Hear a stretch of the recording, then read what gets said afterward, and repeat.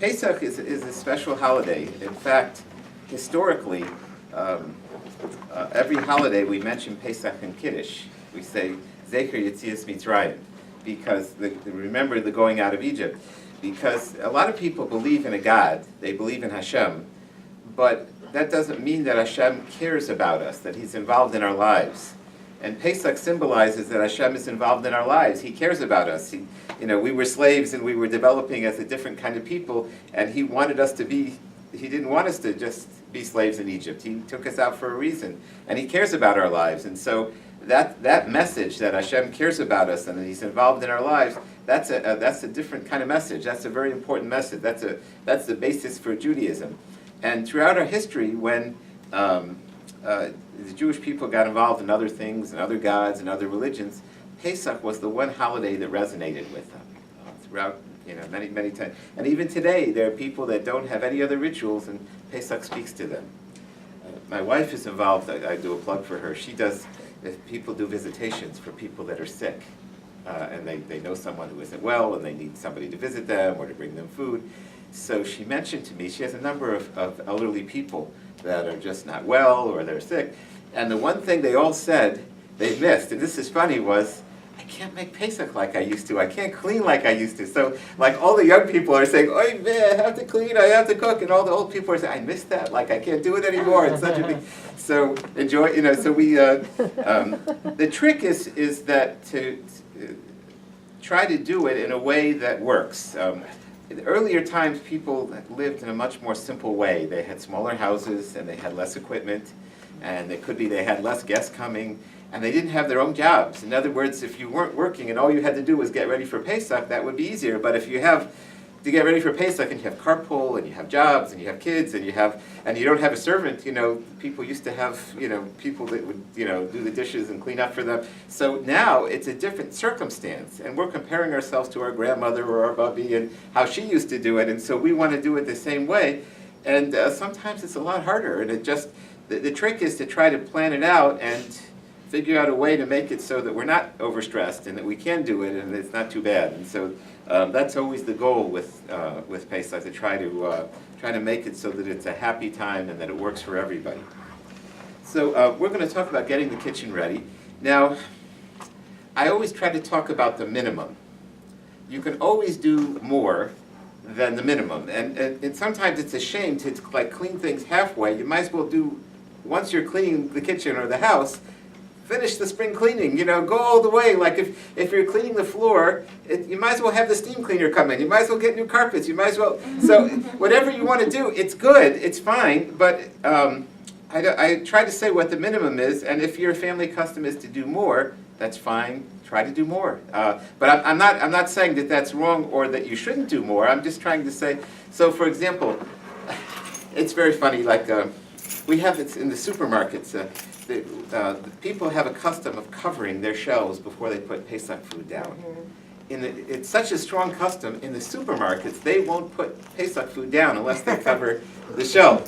And it's like, they're very strict about that. But they'll put non-kosher food on top of those, they're not so strict about that, but they know Passover shelves, they got to be covered. Because people know you got to. So technically, if you wash it, you don't have to cover a shelf. In other words, if you clean off a shelf with soap and water and it's clean, you don't have to line it.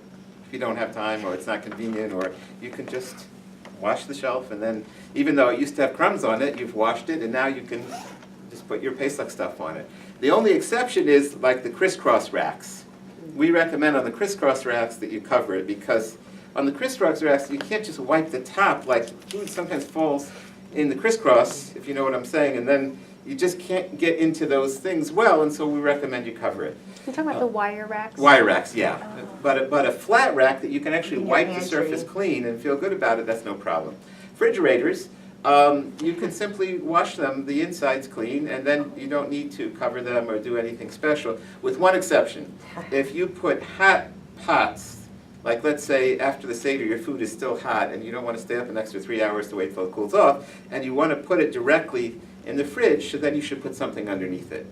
Put a napkin, a cloth, and then put the pot on. But other than that, you don't need to cover your fridge. Now, what some people were doing is they were covering their fridge, and the air wouldn't go through. Because if you cover the fridge, it sometimes keeps the air from going through, and then the food could spoil. So you got to be careful with that. But the only time you would really, again, the fridge needs to be cleaned well, and you want to clean it with using a soap in case there's some crumbs there that you missed that you don't see. You've nuked them. In other words, if you have like a spray cleaner, once food is no longer edible to even a dog or to a pet, it's not considered food anymore. So if you sprayed those crumbs that are on the fridge and you've wiped it, so it's not chametz anymore, and you don't have to have a magnifying glass. You don't have. You gave it a quick spritz, and you spritz that whole, wipe it down. So again, if you're going to put a hot pot, put something underneath. If you're not, that's fine. Now, when you do the fridge, it has the gasket, and the problem with those gaskets are crumbs get in those gaskets. It looks like an accordion. It's like a plastic kind of thing in the door, and crumbs fall in there. So ideally, you want to get those crumbs out. If you have an easy way to do so, and it's not going to ruin the gasket, that would be nice. Another way, though, if you're in a hurry, is just nuke those crumbs. Just take your spray and spritz the crumbs, so that they're no longer edible crumbs, and that's fine. Now, we're not saying you should eat those crumbs, but you leave them inside the accordion door of the fridge and don't take them out on Pesach, but you don't have to try to. Some people tell me they just take a toothpick and it comes right out. Well, if you do a toothpick, just be really careful you don't puncture your gasket. Yeah, but Q-tips. So Q-tips are very good. Q-tips sometimes. There are a lot of tips. It's good to ask people around how they do things but if it's difficult to get a Q-tip or to reach, and you just want a quick way to make sure that you don't want to have the sin of having chametz in your fridge, so give it a good spray cleaner and get that area as well. Great. Just to clarify, what are we spraying with? Like Windex, Windex or Clorox. Anything to make it non-edible. and anything that Gasoline. Yeah. Should we be using like the all-purpose cleaners that have bleach stuff that have bleach in them? Should we look for the ones that have bleach in And them? anything that somebody wouldn't no longer consider food after it's been sprayed with that. In other words, if you sprayed if there was dishwashing liquid and it was in your pet food and your dog wouldn't eat it anymore because it was soapy, then that's fine. It's a spray cleaner, typical spray cleaner. Okay, so that's for drawers. That's for countertops that you have to line or not line. They're not required to line if you wash them well, and that's for the fridge. Now we get to the fun stuff. Countertops. So a natural countertop, like something that's made out of a natural stone like granite, in order to kosher it, you have to make sure it's been cleaned, it hasn't been used in 24 hours with hot chametz, and then you want to pour boiling water on it.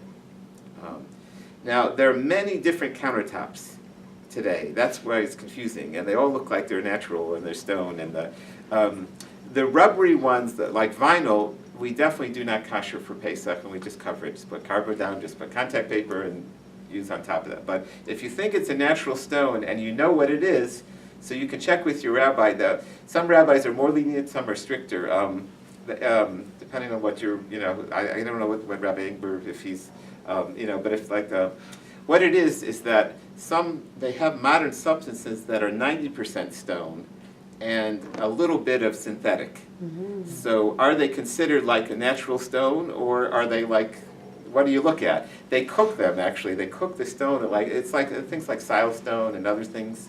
So in Chicago, they're lenient, and in Baltimore, they're strict. I don't know what, every rabbi has a, but if you think that it's a stone, and it's a natural stone, and it would be a big job for you to try to cover it, so then there's a possibility of koshering it with boiling water, as we're saying, and then you don't need to cover it, or just cover it. Just get something to cover. You can cover the tablecloth if that's easy, and just cover the countertop.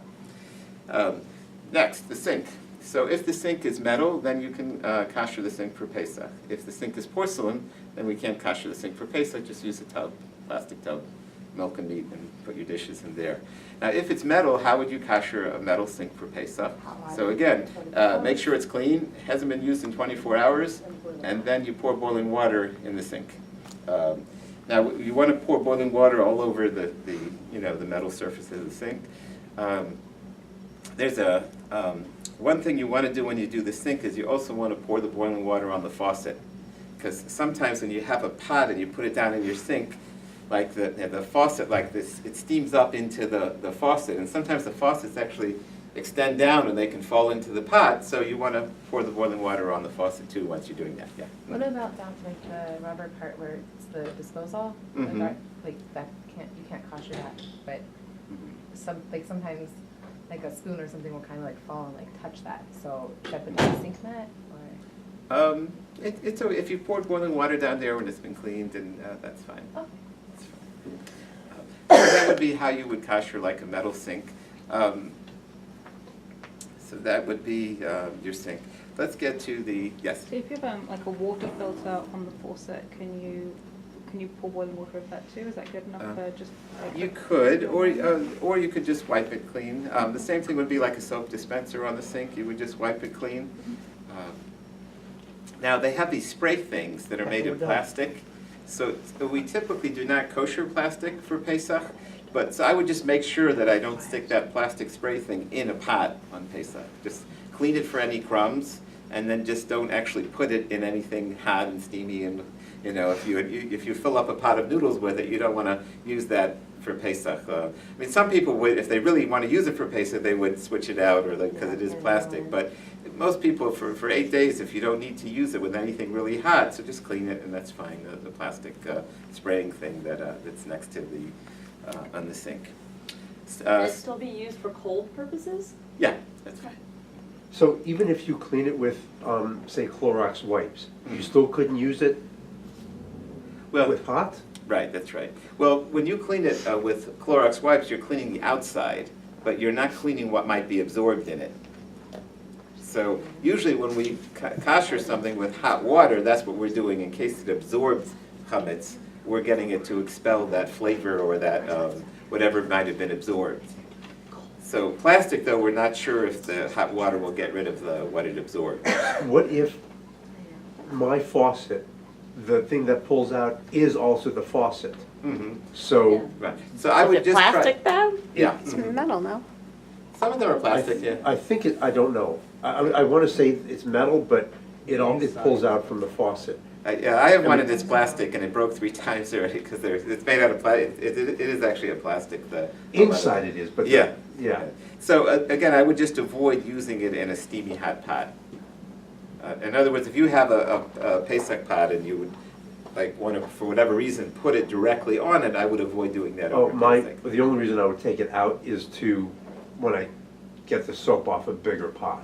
Yeah, to clean it or something, that would be fine. That would be Yeah, fine? yeah. Okay, okay. So even though technically we don't kosher plastic for Pesach, that's if you wanted to use it with the heat application. But Okay. since it's unlikely to actually use those faucets directly, or you can be careful not to use it directly, so then that would be fine.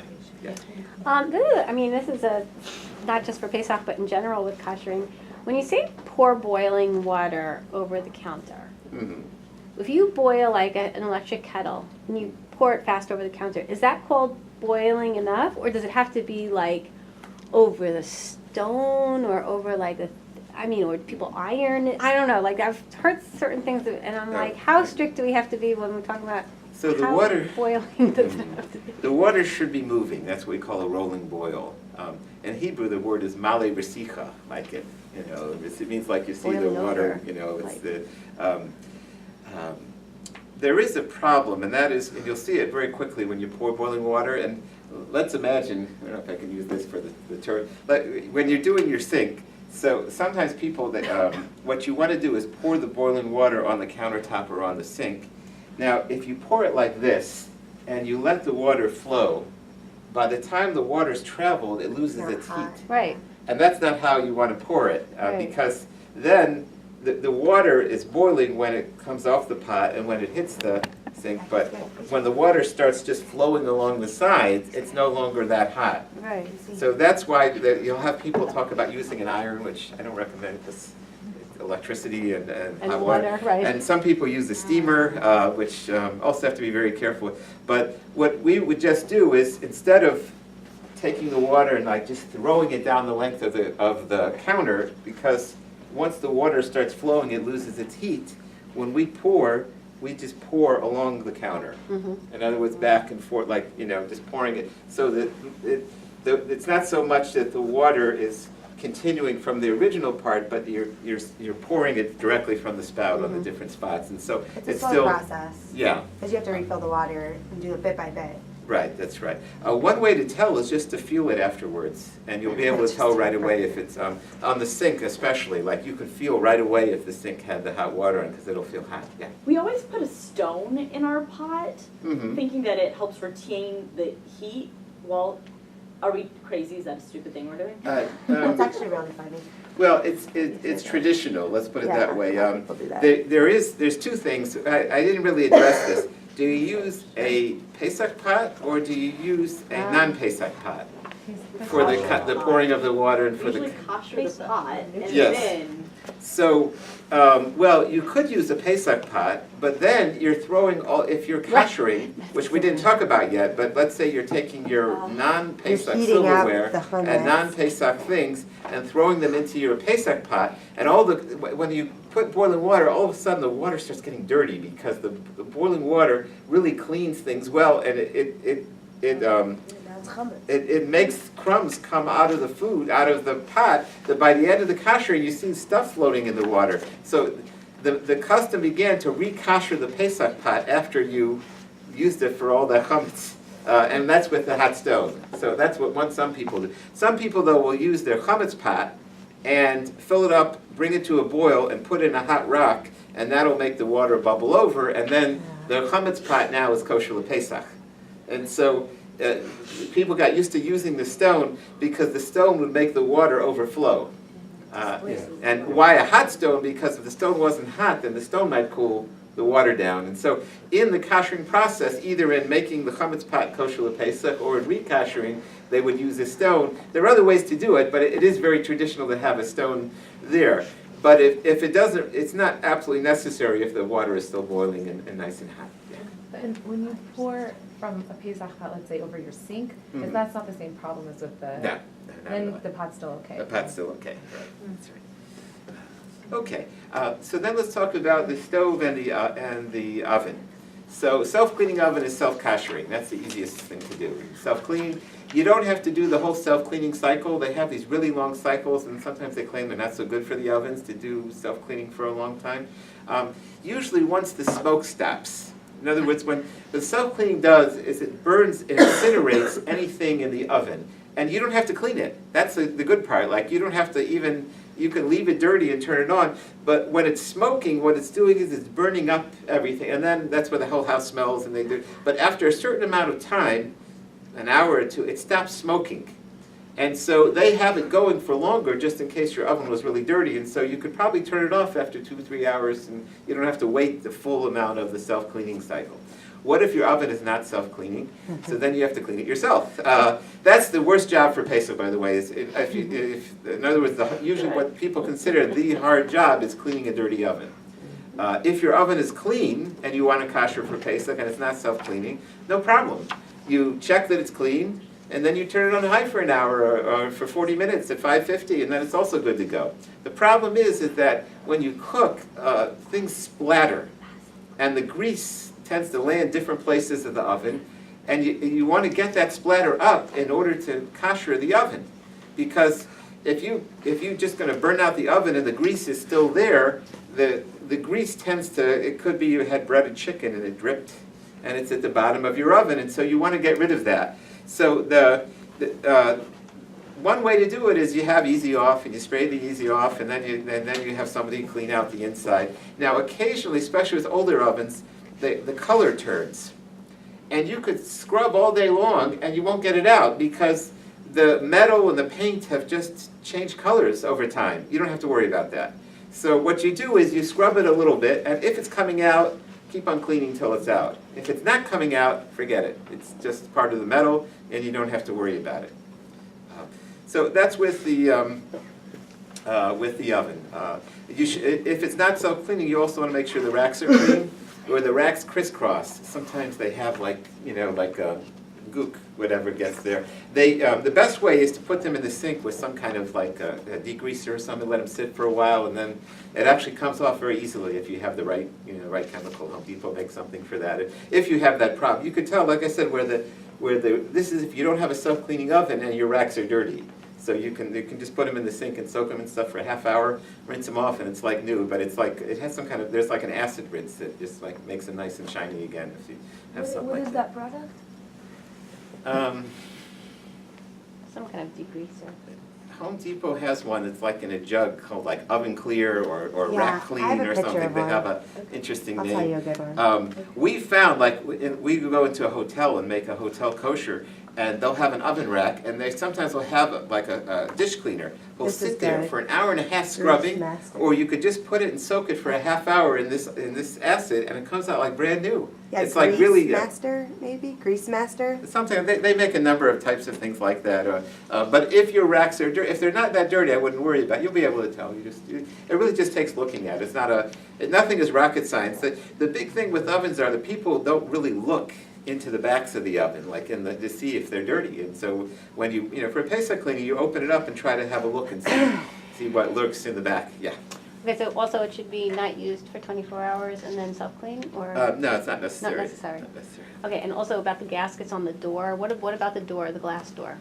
Okay, that's a good point. So it's very interesting. There's always a nuance depending on the.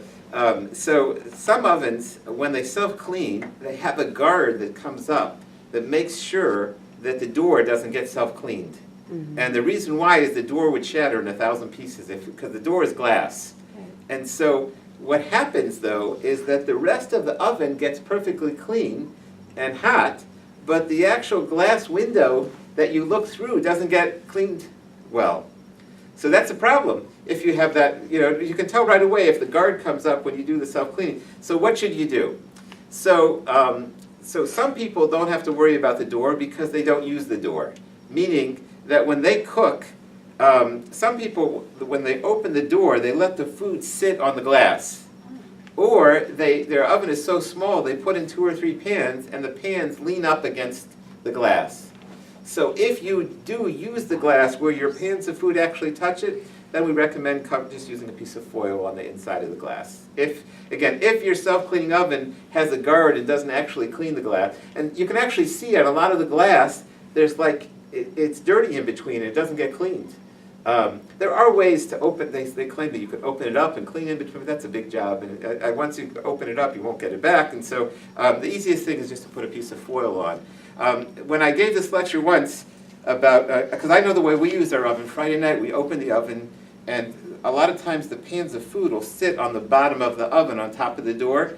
So somebody read the manual and they said you're not supposed to do that because it can ruin the hinges of the, but if the glass has a guard that won't allow it to be cleaned well when you do the self-cleaning, and you don't actually have any pans of food touching the glass, don't worry about it. In other words, if you don't actually let pans sit on the glass, or you don't stuff your oven so much that the pans actually touch it, don't worry about it at all. If you do, it'd be preferred to put a piece of foil there, just because it doesn't get the real heat when you clean the oven.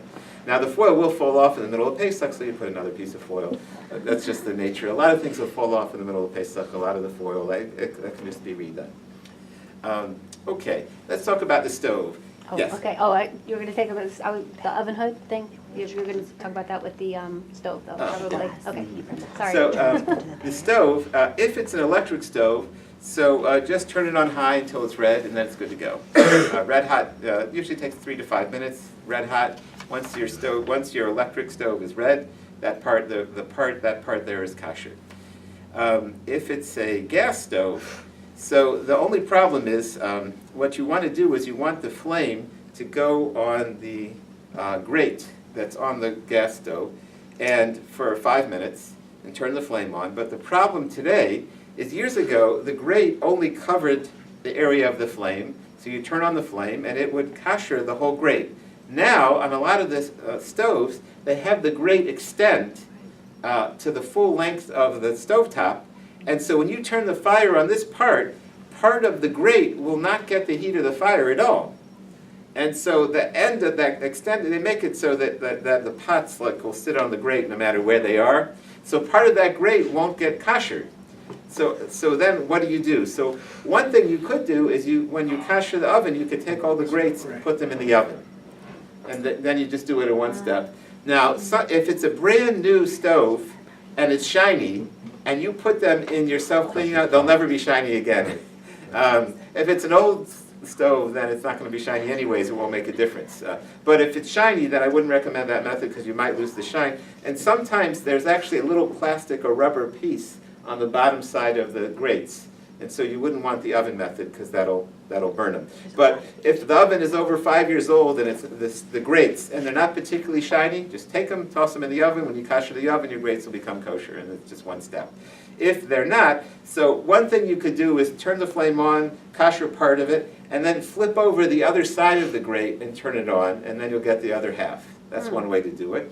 Or if you have like a blech or a sheet pan, just put it over the grate, turn on all the burners, and that'll keep the heat down on the entire area. And so for 15 minutes, you'll have the the blech or the area covered in the burners, and that'll go. We used to recommend taking like a foil and making like a little tent, but that's very dangerous unless you know how to do it, because you've got to be very careful with hot foil.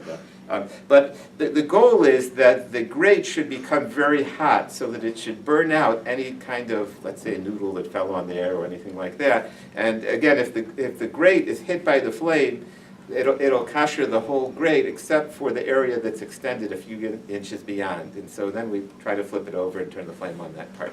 Can I just clarify something? When he says a blech, he's not talking about the electric hot plates that a lot of us are used to. He's talking about a metal sheet that sits over the actual burners or flames or whatever. It's a metal sheet, and so then what that metal sheet would be doing is then getting the heat equally distributed all over this metal sheet. So when he says blech, I know that a lot of people are used to the electric hot plates, and I just wanted to clarify that we're not talking It's about like a electric hot cookie sheet. plates. It's like Right. a cookie Yeah, I said to sheet. get the disposable And put water in it. trays and Yeah. stick them on top. Like that you and cook throw with water on in. Friday night. And that would do And it. put water in it, Yeah. or whatever. That would do it too. Now, a lot of people have the glass tops, and that's a little more complicated for the following reason. In order to kosher the area where you're going to cook on, you just turn it on high for 5 minutes till it gets red hot. And that area is kosher with Pesach now. The problem is the glass in between. That area doesn't get so hot, and so that area isn't koshered for Pesach.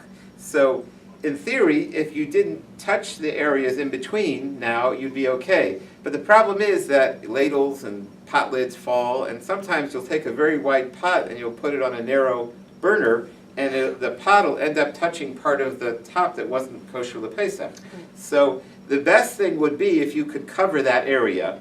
That's, in other words, not the area where the burner is, and up to an inch around the burner, but the rest of the stove, the best way to do it would be to cover it. I have covered it with foil and I've had no problems. Some people have said that if they cover it too tightly, the glass top gets scratched. Or sometimes food spills and it gets stuck under there and it's hard to clean up. So there are different methods that people have for covering. In Brooklyn, the Home Depots there get a substance where you can tell them what size your cutouts are, and they have like a non-flammable thing that you just put down, and it's just easy as could be. But there was a while that Ace over here had I don't even know what it was designed for, but it was like a very thin kind of sheet metal that you could just put down, and it fit right over the oven, and you could just cook on top of that, and you didn't have to worry about the middle section. But you want to be careful with that middle section on the glass top, because technically that area didn't get burnt or didn't get heated up so that it would be kosher l'Pesach. Some people experimented with pouring boiling water on and trying to heat up the middle area, but nothing worked that people recommend, because when you're dealing with glass, you just don't want to get involved with. So if you can just, like I said, just if you do have that flat top, kosher the burners and try just to use the burner area, and if you can, find something you can cover the rest of it up with. Okay, so Would foil be something that would work? I've used heavy-duty foil. The problem is that some people say that they've scratched theirs. Oh, that's what's scratching. I'm not sure if it's scratched because of the foil or if it get dragged, or the biggest challenge I saw is sometimes things would spill and they'd get it on the foil and then they would cook on the Glass top. the burn on there, and then it would take a little while till you could clean it off. Yeah. So, you haven't mentioned this, but the underneath part of your stove, I usually cover with foil. You know, the grates sit on top of something, so what's Mhm. underneath? Right, I didn't mention that on purpose. You And the don't, grades, some people, you don't have to do anything to that, Really? but it's recommended to do something to that. In other words, if you're able to cover it, if something falls, you'll have less problems if something falls on there. But technically, if you don't want to cover it, don't worry about it. I don't think that's They gonna ma- fly they- in my house. Yeah, they make these things that you can Oh, just buy, Jesus. these little foil inserts, or they, Trip cams. you know, but it would only, let's say if you spilled something on it, and then you still wanted to eat it. So then you'd say, Yeah. aha, I put foil there, I can still eat it, but Yeah. I don't know whether that would happen and you still want to eat it and still be edible, and, you know, it is a safety feature, and if you have time, it's good to line it with foil, but it's not a rigid requirement as far as that goes. Now, as far as dishwashers, if the dishwasher is stainless steel and you have separate racks, then you can kosher it for Pesach. If it's not stainless steel, then we don't recommend using the dishwasher for Pesach. I'll take questions at the very end, but I want to get to products a little bit. We have only about 15 more minutes, so I don't want to take everybody's busy time before Pesach. Products are hard because when we go to the supermarket, they do something to all of our food so that it lasts a long time.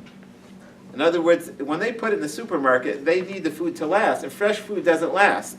So the reason why it lasts is either because they put preservatives on it, and most of the preservatives are corn-based, and we don't eat corn for Pesach, or they pasteurized it, which means they put it through a cooking machine. And again, things like orange juice, they tend to run it on the same line as chocolate milk. And chocolate milk has malted, which is chametz, and then they actually cooked it. It could be the orange juice was cooked on the same line as malted, as chocolate milk. So, and then frozen items, that's also another way to preserve things. And so everything in the supermarket had something done to it to keep it so that it doesn't go bad.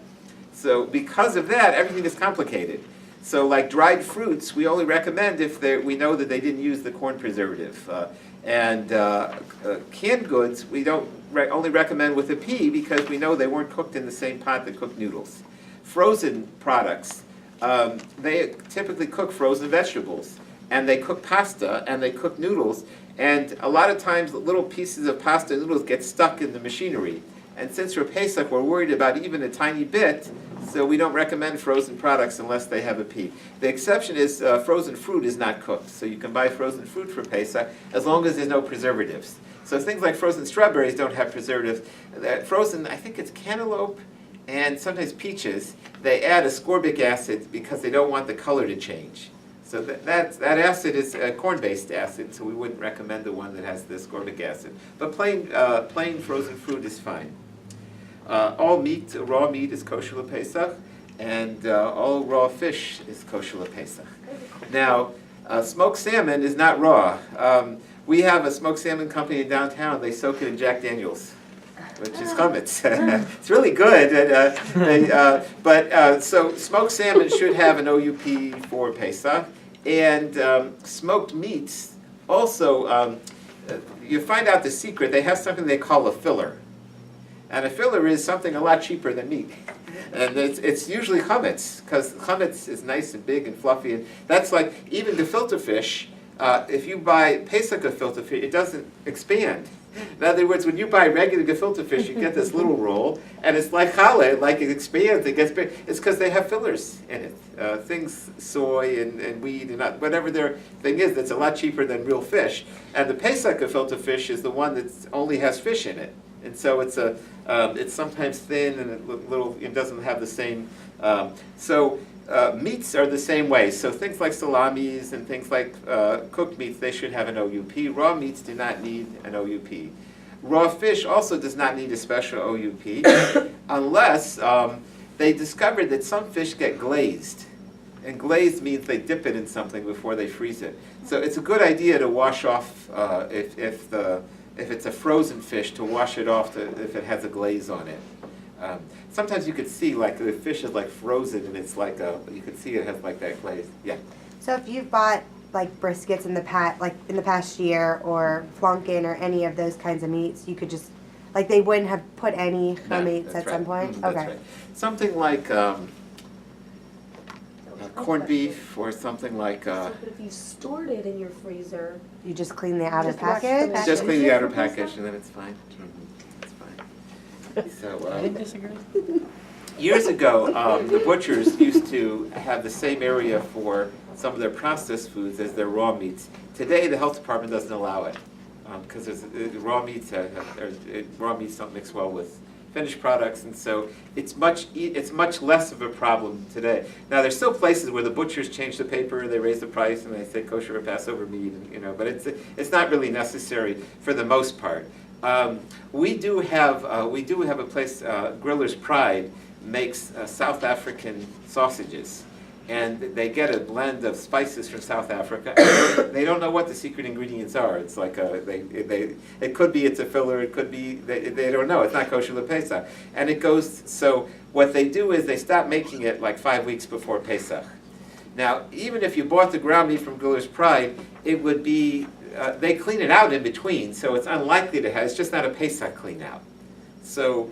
If a person likes to be very careful with the kosher Pesach, so I wouldn't use the Griller's Pride ground meat that's over 5 weeks old. But other than that, everything else is fine. Nobody else has anything like exactly like that. And even there, we don't know what's in that spice blend from South Africa. If it's a filler or it's just spices or whatever. Now, let's just use that as a minute as a springboard to spices for Pesach. So the problem with spices are that spice blends use breadcrumbs, and they use things that are not kosher Pesach in the spices, and in between ground spices, they don't wash out the grinder, because if they wash it, then they have to try to dry it, and that slows them down. So instead, they do what they call a blowout. We have big spice places, and so they use it's like a leaf blower, and they blow the spices out. But if you actually go and look, there's still a little bit of spices in there. So we don't recommend ground spices that don't have an OUP because they don't fully clean out in between ground spices one and another. Whole spices, they don't have that problem. It doesn't go through the grinder. So like cloves or peppercorns or things that are bigger pieces, as long as it's a single spice, that's fine without a special OUP. But if it's something ground, we recommend buying one of the ones that has the OUP on it in that section. What else? Diet Coke, I was just reading, Yeah. you don't use NutraSweet or aspartame. What do they use? That's a Coca-Cola secret. Do they use sucralose? I think that most of the sweeteners could be made kosher Pesach. It depends on what base they put it in. Spicy Peach has Coke Zero for Pesach, by the way. They're the only ones who got Coke Zero. And Kroger and Toco Hills got Pepsi this year for the first time for the Northerners who have it. And Kosher Gourmet has ginger ale, has Canada Dry ginger ale with OUP. Oh, I like that. What it was is that they do kosher for Passover production of soda. We just didn't see so many of them down here. Any seltzer is kosher Pesach as long as it's not flavored. So you can buy even any just plain seltzer and water. That's fine. But there is Coke. Lemon juice with Yeah, soda, yeah. it's delicious. There's, Look, you can buy That's it what I'm from gonna interesting Lots of thing, extra special. the Diet Coke for Pesach has a lot of foam in it because most Coke, they have anti-foam. And the anti-foam has a corn ingredient, and that's an ingredient that makes the bubbles go down. And since they don't use it in the kosher Pesach soda, so you'll see that the kosher More Pesach foam. diet Yeah, I noticed is that. much more bubbly. Now, in the regular soda, they use sugar, the cane sugar instead of corn sugar. And so what they discovered is that a lot of non-Jews were buying the kosher Pesach soda because it tasted like the soda they grew up with, because all soda used to have cane soda. So they discovered it was so popular that some sodas started making cane sugar varieties because they realized that some people don't like the corn taste, which is in the modern sodas. And so there are, but that's what they do for the Pesach soda. So we do an orange juice. The Kroger brand has an AKCP. We do a kosher Pesach production of their orange juice. Tropicana has kosher Pesach production. Sometimes Tropicana writes it in Hebrew on their orange juice. Any fresh What's the squeeze other would be one? fine. They Simply don't Orange. pasteurize that. Simply That's no Orange. problem. Simply Orange is OUP too. Oh, really? Okay. Well, I thought they pasteurize all orange juice. Not fresh squeeze. Yeah, no, they do. Well, fresh squeeze is like in a farmer's market where they just squeeze the oranges okay, in the, okay. but a fresh squeeze It's not brand, good. yeah, you're right, then it would be pasteurized, then it should have a P on it. Now, milk, technically, if you buy it before Pesach, that would be fine, because even though it's pasteurized, they tend to have dedicated pasteurizers just for milk. And so that would be fine to buy any milk before Pesach. The Dannon does a kosher Pesach yogurt. They didn't do it last year, but they did it this year. Some stores, the big companies do kosher Pesach butter, kosher Pesach cream cheese, sometimes kosher Pesach cottage cheese. But what happens is the supermarkets are trained to only send the new shipment when the old one is used up. Yeah. So what happens sometimes, that there is a kosher Pesach cream cheese, a kosher Pesach half and half, a kosher Pesach yogurt, but the warehouse didn't ship it to the store until after Pesach, because they have no idea that this shipment of dairy is any different than the, so it pays to look in more than one supermarket in the dairy section, because it could just be that in your supermarket they just didn't use enough of the old product that they sent in, the new product from the warehouse, and the new product might be, so the way to look is the OU has an app, the Orthodox Union, which does most of the kosher Pesach production, and if they have, if you search for kosher Pesach products, and it says, let's say Friendly's makes a kosher Pesach cottage cheese, or a kosher Pesach half and half, or a yogurt, and it's not in your supermarket, try another supermarket. It's just pot luck if the warehouse happened to send it out in time. It's very frustrating because there's just no way to explain to somebody out in a warehouse that it looks the same to them, the one that has the P and the regular one, but it was actually a special production, but it pays to look around if you can't find it. Yeah. What about like Waste the for that, real local special dairy, like Atlanta Fresh, I think, is like a local dairy company. They say that they're certified, the AKC, like with. Yes, yeah, we do we do the yogurts there. Mm-hmm. Okay, would that be kosher Pesach? No, I'm sorry. The Okay. problem with flavored items are a lot of flavors have alcohols in it. And Okay. so they'd have to get special ones for Passover, and for 8 days, a lot of places just don't go to the trouble. Okay. Yeah.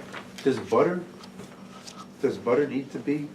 Natural butter doesn't, but the butter that they sell in the stores does. They You're add. not gonna find Why do much. they say you should buy your eggs before Pesach? Okay, very Just like interesting the thing. fry. So for Pesach, not only do we not eat chametz, we try not to benefit from chametz. And in most cases, they feed cows and chickens grains. Great. So technically, if they fed the cows and chickens grains and then they produced the milk, we'd be benefiting from the chametz that they fed the cows and chickens. So there is if you bought it before Pesach, there's no problem. You know what you can do is How you do can you buy time the it old then? eggs and the old milk. It's very funny because everybody's looking for the newest date. On Pesach, you look for the oldest date because then you're not benefiting from the But grain that was fed. how far out did they switch it? Um, Because some people buy eggs. Eggs Right. can last for a long period of time. Sometimes. Yeah, usually it takes 2-3 days at least to go from the farm to the store. But what I'm saying is, if you, it's really just a minhag, a custom. So if you run out of eggs or milk, you can buy more. Even, but ideally, we try to keep the custom, not to benefit from the eggs and milk. Now, the Passover production on the Kroger's milk was done. You don't have to buy that before because that was done, if it has the code AKCP, that means it's fine. Or if you buy the eggs that you know that they came from, that they weren't laid and brought to the supermarket, within 2-3 days, that's fine too, even according to the custom. Okay, there are a few products that are acceptable even though they don't have a P on it, but they're in the OU list, which means they do a Passover production, but they just don't have a separate label to put on every single item. It's too hard for a company to put a separate label and get it to the right stores in Jewish community. I mean, just think about it. Let's say in the whole of Georgia, there's maybe hundreds of supermarkets, and there's only maybe 10 that really care if it has a Passover label or it doesn't, and they don't want to put a label on every single one and then get it to the place for the 8 days or the week before. It's the logistics of doing that are a challenge. So there are a number of companies that the items are kosher for Passover, but they just didn't work out the labeling. So there's a lemon juice called Real Lemon. That's kosher for Pesach, even though it doesn't have any special marking on it. Sugar doesn't need kosher with Pesach. Any sugar is fine. Salt, as long as it's not iodized, would be fine. What about fiber?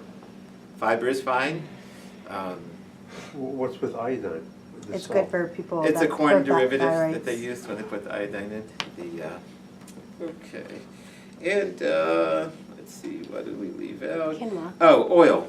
Oh, Extra virgin olive oil and extra virgin unrefined coconut oil are fine. Basically, what they do with oils are they cook them, because there's like a certain sediment that's in the oils, and to get it out, it's called refining.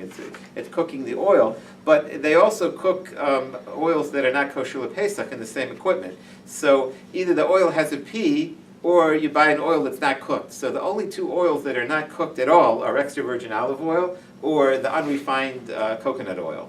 Those two are not cooked, so you can buy those without a P, but or you can look in the supermarkets have a lot of items with a P. There's a new grocery store that opened last year in Toco Hills called Spicy Peach, and they try to get items that weren't available in the kosher Pesach section. So like if there's certain things that you're looking for that the stores just don't carry in the Pesach aisle, you may want to call over there or see if they got it in those sections.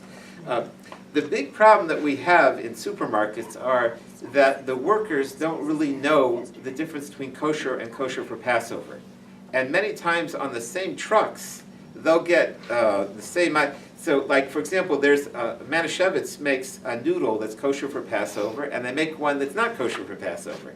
And there could be a case of noodles, and to them it's kosher. This is kosher, it's all kosher. And they can put the non-Passover noodles in the Passover section. And they make soups where some of the soups are made with chametz, with grains, and they're not kosher for Passover, and some of them are, and they end up on the same shelves. Manischewitz makes a wine that's kosher for Passover, and they make one that's not kosher for Passover. And so you really have to double check when you buy food in the supermarket to make sure that you got the Passover one. The second challenge is that, Baruch Hashem, the Sephardic community is growing. The Jews from the countries that eat rice and beans for Pesach. So they actually have a different diet than we as a custom don't eat items, we call them kitnios, items that are Jews from the European countries. We don't eat rice, we don't eat beans, but the Sephardic Jews do. So today they bring in a lot of products from Israel that say kosher Pesach, but in the little lines they say only for Sephardim. And so if it's something funny, I never knew this was kosher for Pesach. So look at the small print and see if it's kosher for Passover. If you're of the Sephardic, and you eat these things, then it would be kosher for Passover. A new problem this year is they have gluten-free matzahs, and they're kosher for Pesach, but they're not matzah. They're tapioca starch. So you can have them, and they're great. You don't wash. You don't have to wash because it's not bread, and you don't bench because it's no birkas hamazon on tapioca starch. But you can't use them for the seder. So they look like matzah, they're crackers, and they have kosher for Passover, but you can't use them for the seder. Manischewitz also makes a kosher Pesach cherry wine and a kosher Pesach berry wine, but they're not wine. They're not made from grapes. They're made from berries, blackberries, or cherries. So for the seder, we can only use grape wine. So even though those two items are both sold in the Pesach aisle, and they're good, but not for the Seder. Because for the Seder, we need grapes and we need wheat. They also make a matzah that's called rich man's matzah, matzah shira. The poor man's bread is flour and water. That's it. That's the poor man's bread. If they add eggs, that's called, in Hebrew, they call that matzah shira, we're rich. Poor man, he does no extra ingredient, just no eggs with his bread. No eggs, no other ingredient. So even though there are egg matzahs, and most Jews from the European countries do not eat egg matzah for Pesach unless they have a digestive problem. But everybody agrees for the Seder we need the poor man's bread. So we would avoid egg matzah for the Seder itself because it's not just bread and water. It's not just flour and water. It's flour and water and eggs. Or they used to make a grape matzah where they added grape juice to them. That also wasn't the poor man's bread. Sometimes the tam-tam crackers are made from egg matzah. So and if you only eat the poor man's bread and you don't eat the egg matzah, then that wouldn't be a good idea. The problem is they write it in small writing that it's egg matzah. But the reason they're telling you is in case you don't eat egg matzah that you should know it's made from egg matzah. Yeah. Can you eat egg matzah as long as it's not for the Seder? Sephardim eat egg matzah, and if you have digestive problems, you can eat egg matzah. The European Jews avoided egg matzah because they considered it the rich man's bread. So really, the short answer is no. Yeah, the short answer is no. That's correct. That's right. Pets. So we're allowed to normally we feed our pets non-kosher food, and that's no problem. In fact, on our list, it's very funny. Bacon and cheese is okay to buy for Pesach for your pets. It's actually we're not allowed to benefit from milk and meat, but it's actually cow's milk and meat. So you can buy bacon and cheese or shrimp and milk or whatever. That's no problem for the pets. But you're not allowed to benefit from milk and meat, and so we avoid pet foods that have milk and meat, and we also avoid pet foods that have one of the 5 grains: wheat, rye, spelt, oats, or barley. We just try to look, a lot of the pet foods do contain fillers. Again, what happens is it's very inexpensive for them to add the fillers to the pet food. So even if they have meat, they add the fillers because that way they can charge you more and save money on the product. So we end up recommending the brands that are more real, that only have meats in them, that don't have any fillers, or that people can just give them leftovers or other items for the 8 days. If you have a problem, in other words, you have a pet that can't change their diet for Pesach, speak to your rabbi. Sometimes people will actually sell their pet for Pesach to a neighbor and have the neighbor feed it, or if there's a problem. But we try not to benefit. It's definitely a benefit to us to feed our pet, and we try not to own any chametz. 2 other just quick reminders. We go to a lot of work to clean for Pesach, but because we don't want to have any chametz around. But you don't have to clean under the fridge unless you plan on moving the fridge for Pesach. Meaning that if you're not going to go to a certain place, you don't need to clean there. So for example, if you don't need to go up into your attic for Pesach, so you can just close the door, sell whatever chametz is there, and you don't have to check your attic, or you don't have to check your basement. Or if you don't plan on wearing your winter clothes, because it's Atlanta and we're hopefully not going to have to wear, there's going to be a frost next week, but by Pesach there won't be. So then you don't need to check your pockets for your winter clothes. Just decide, I'm not going to wear any sweaters for Pesach, and you don't have to check your pocket. Because basically, if you're not going to go there for Pesach, then you don't have to check. So if you don't plan on moving your fridge, then you don't have to clean underneath your fridge. If you always move your fridge, then you should move it and clean what's underneath. It's a nice idea because everybody knows there's always breadcrumbs under there. But technically, if you're not planning on moving it on Pesach itself, and you just want to leave it there and sell whatever chametz is under there, you could do that, and then you don't need to. I'll give you another example. This one everybody has. There's the deep, dark recesses of your couch. Now, if you would stick your hand in the deep, dark end of it, you might find lots of crumbs and stuff. So usually you just have to clean the area where you sit on, and you're likely to have some real food. Like if you would sit on, like in the upper part of the cracks, you don't actually have to stick your hand deep down. Just decide that for Pesach, I'm not going to stick my hand deep down in my couch. And if there's anything buried that actually fell in the deep bottom of it, I'm selling that. And that saves you time. But you just, if there actually is chametz there, as long as you've sold your chametz, which means you signed on the paper which authorized the rabbi to sell your chametz, and you've nullified your chametz. When you burn your chametz, you say, Hashem, I don't want to own any of it. So then you don't have to go searching for it. So there is an area under the crack where things fall deep into the couch where you're not going to get to. Don't worry about it. Unless if you have a reason that you're going to pull all those cushions out and you need to do that on Pesach, then you would have to worry. But if you're not going to go there on Pesach, then you don't have to worry about it on Pesach. Sometimes in cars you have the same thing, like the car seats, like things that fall like very deep in. So again, if you don't plan on pulling out all your car seats and going into those deep recesses, just decide you're not going to go there for Pesach, and if there's anything there, it's sold, it's nullified, and don't do it. Just you want to get the areas that you could get by mistake.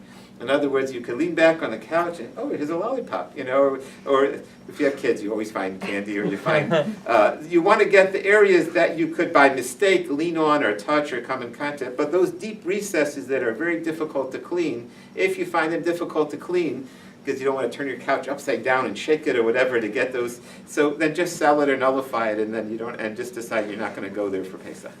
We'll take questions, and yeah.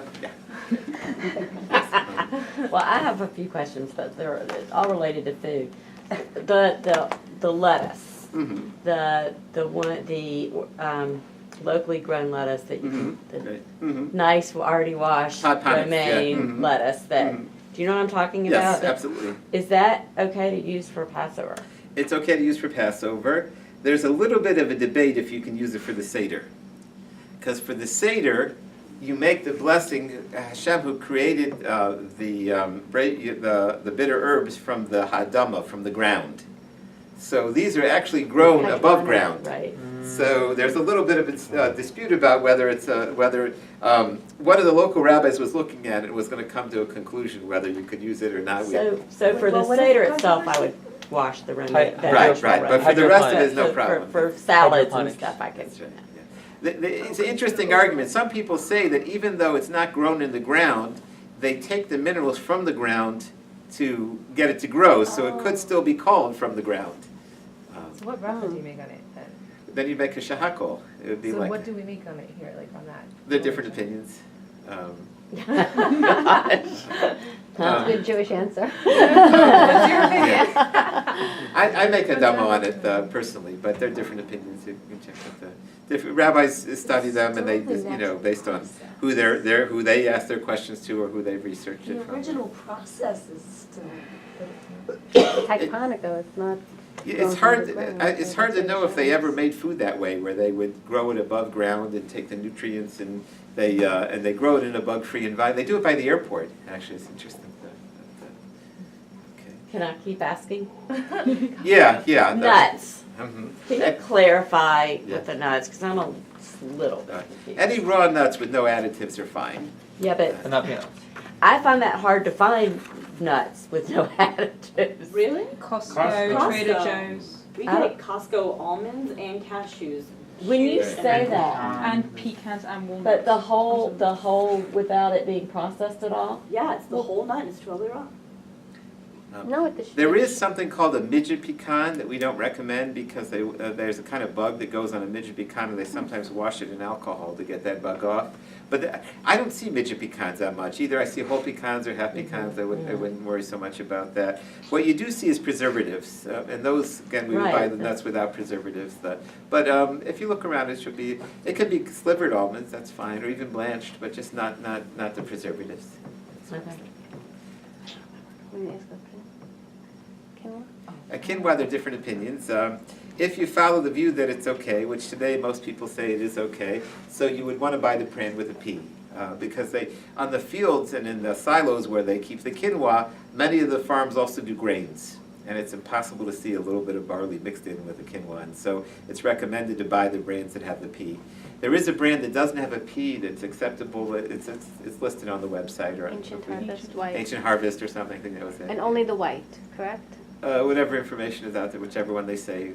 Does the Rav hold that we should be checking that before Pesach? If we buy, let's say, 6 boxes of Ancient Harvest White quinoa, do we need to open up and check all of those 6 boxes before Pesach for bugs or for other grains? Or, I mean, like, what are we supposed to do with quinoa for different things? When they first started using it for Pesach, they didn't really know. Nobody went to South America to the rainforest to find out how much of a problem it was with the other grains. So then they recommended checking the quinoa.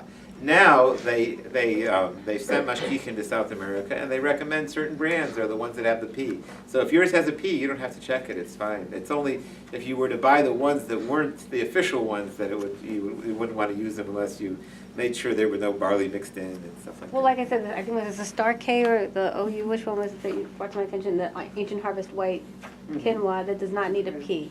Okay. So that means you don't have to check it. You don't need to check it. Yeah, that's right. You covered it, but I kind of want to say it and hear you say okay. So I can, Okay. if you know you have a granite countertop, boil it, done. Done. Don't have to cover it. Don't have to cover it. Right, perfect.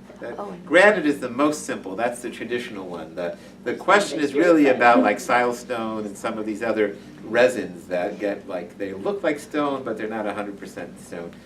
Yeah. Okay, I have 2 questions. One is, so if you're not gonna use a place, you don't have to check it. So I'm gonna. What is it? I'm sorry, if you're not, like, under the fridge or something. Recessed. Right, that's So I'm gonna close my oven, and I have a big toaster oven that I use, so I don't have to worry about cleaning the oven. So if I just close the oven, does anything that might be in there affect the stovetop, or I can literally just close it? You can just close it. Okay, and then Alicia brought up earlier also the hood, the oven, and also like under your cabinets, like where steam. might go. So those should just be cleaned well. Just, they don't have to be covered? What about, okay. If I used to cover them? If the food can drip down, in other words, if the particular model you have, it doesn't suction off enough air so that sometimes food hits them and then drips down, it could actually fall back. I've never seen that happen. No, I've never seen that happen either, but. Yeah. So I've you seen don't that need to- happen, but Okay. if that does happen, then it's a little bit different story, then you gotta worry more about it. But as long as it doesn't drip down, Okay, and then So in you just terms need to clean it well? just have to clean it well. So then, like, under the cabinets, like, just clean it well and just make sure to not put food there, because Right. they're kind of low, but if I don't put anything steaming there, then it should. That's fine, that's right. Okay. The takeaway is clean it, you don't gotta cover it. Depending on. Yes. You feel like What about car? What's the cleaning procedure? So, you want to get, in the areas that are in the open, in other words, I'm just trying to exclude areas that you're not typically going to run into, like deep down in the recesses of the, but in the immediate cracks, in the immediate areas like under your seat. So you want to use a vacuum and get any substantial crumbs. Just a regular vacuum would be fine. And if you eat when you're driving, so then you would want to, use the cleaner when you wipe your steering wheel and your switches and things. But if you don't, in other words, if you, let's say you eat your breakfast, you're going to eat your matzolo on the way to work, so that's a little different. But if you don't eat in your car, or if you don't plan on eating, then I wouldn't worry about it so much. I once found a box of cookies in my tire in the back of the car. I used to put my groceries there, and it fell into the cavity of the. So the thing is, that's why we sell our chametz, and that's why we nullify it in case we forget or we don't know something's there, and so then it's covered. So then we don't have to worry about it. You should check places where you work or your locker or different places where you might have kept chametz during the year. You want to check those too for Pesach as well. If I have a drawer in a desk in an office that I will not be going to for the full week, So you could Can sell I it and decide just- not to go there. do I have to actually go there and do anything, or do I need to do any kind of bdika there, or do I need to do anything? If you or- don't go there, you don't need to do anything. Okay. I brought some symbols cards. Does anybody need some Oh, of these? wonderful, wonderful. Oh, wait. Kosher symbols, yeah, keep in your wallet. Can I ask one more question while you're if I have a China cabinet, there's chametz dishes in it, do I need to cover it to like not be able to see them, or what's that? No, just usually put a piece of tape or something so you wouldn't come to open it by accident. Okay, Or it's brand new and I like have barely ever opened it, like I'm not used to opening it, so I still Right. need to put tape on it. If you're not used to opening, I wouldn't worry about it. We're just something that somebody. What you want is that if you wait, sometimes people wake up in the morning, they don't know what planet they're on. They don't know what they they go and we're creatures of habit. And if we might open something and just grab something without thinking. So you want to have a reminder, something that would. But if you're not likely to go there and you wouldn't normally open it, then you don't need that reminder. So I have a Talmud logic question. Okay. If if you're gonna be able to nullify, why do you gotta check your card? You could just say, I nullify any comments in my. The Talmud asked that. That is a Talmud line. That's a very good point. So the answer is. Because you need to clean your car anyway.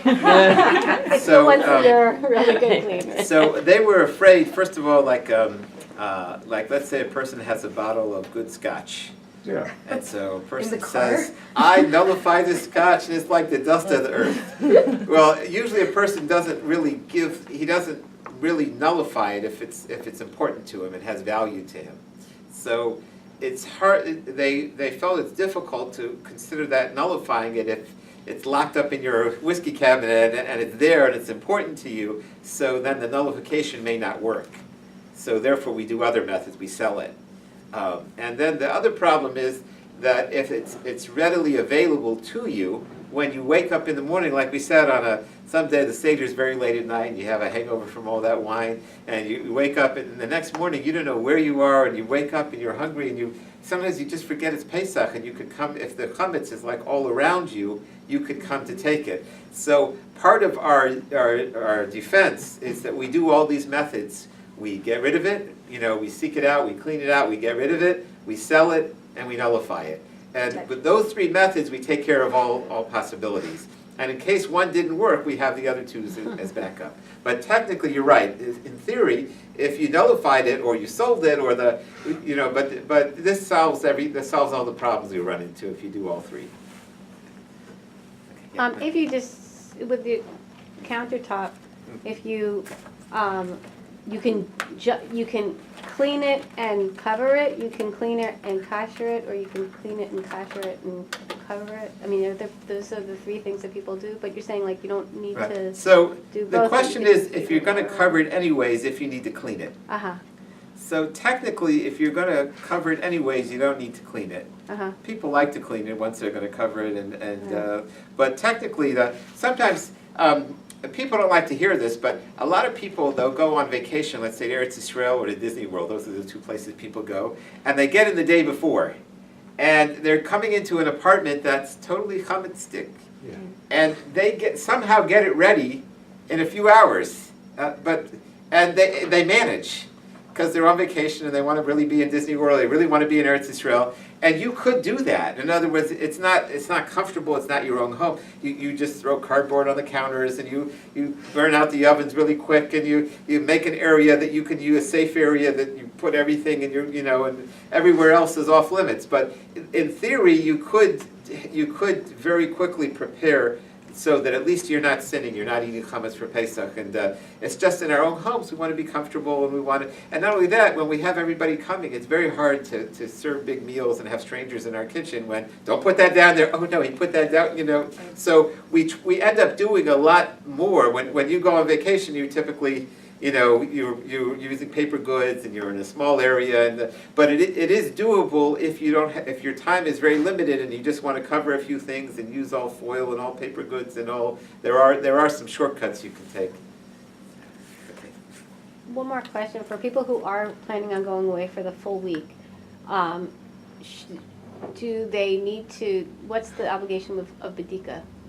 So if they leave within 30 days of Pesach, which we're already within 30 days. So the night before you leave, you should check at least one place in your house in case you have to come back. So what you do is you make sure you have at least one room that you don't have any open chametz in.